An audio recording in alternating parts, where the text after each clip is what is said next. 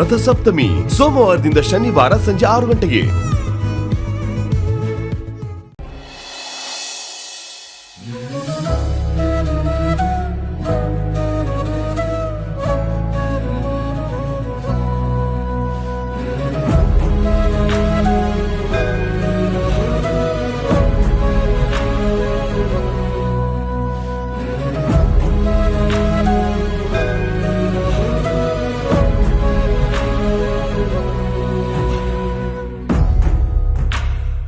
ಅಶೋಕ್ ಈಗ ಏನ್ ಮಾಡ್ತಿರ್ಬೋದು?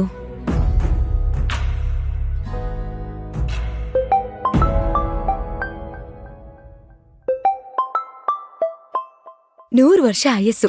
ಅವರೇ ಕಾಲ್ ಮಾಡ್ತಿದ್ದಾರೆ. ನಿಮ್ಗೆ 100 ವರ್ಷ ಆಯಸ್ಸು. ಗೊತ್ತು, ನೀನು ನನ್ನನ್ನೇ ನೆನ್ಸ್ಕೊತಿದ್ಯಾ ಅಂತ. ನಿಮ್ಗೆ ಹೇಗ್ ಗೊತ್ತಾಯ್ತು? ಯಾಕೆಂದ್ರೆ ನಾನು ನಿನ್ನ ನೆನ್ಸ್ಕೊತಿದ್ದೀನಲ್ಲ.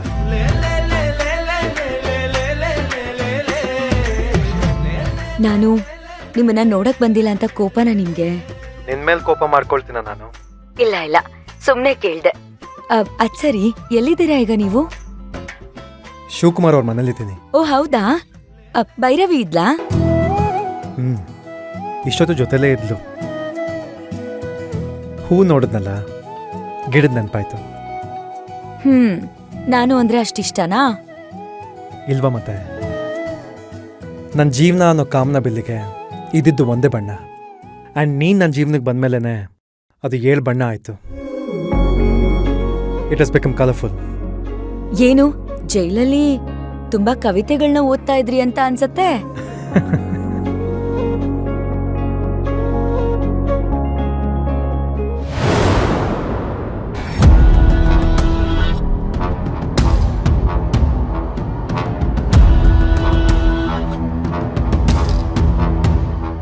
ಏಯ್, ಯಾರತ್ರ ಫೋನಲ್ಲಿ ಮಾತಾಡ್ತಿದ್ಯಾ?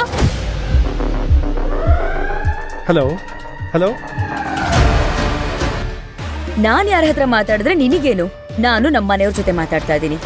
ನೀನ್ ನಿನ್ ಗಂಡನ್ ಜೊತೆ ಚಕ್ಕಂದ ಆಡೋದಿಕ್ಕೆ ಇಲ್ಲಿ ನಾವ್ ಸಂಬಳ ಕೊಟ್ಟಿಟ್ಕೋಬೇಕಾ ನಿನ್ನನ್ನ?